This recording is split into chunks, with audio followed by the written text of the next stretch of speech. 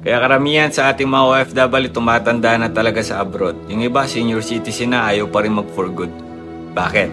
Marami sa ating mga kamag-anak, kapamilya, minsan, anak mo, hindi ho nakaka-appreciate ng ating mga sakripisyo. Appreciate in a way na mag-iipon ako. Nay, mag-ipon ka dyan para pag-uwi mo, meron kang pera, pagtanda mo. Like, lahat kasi nakaasa na.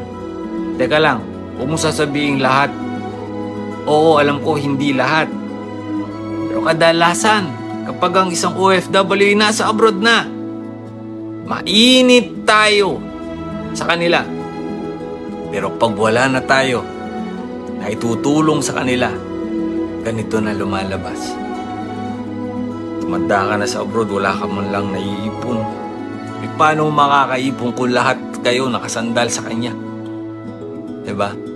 Di wala na siyang pambili na mga gusto niya dahil instead na ikainin na niya, susubo pa niya sa inyo. Pahalagahan niyo yung mga pamilya niyo. Pahalagahan niyo yung magulang niyong OFW. Dahil hindi habang buhay OFW yan.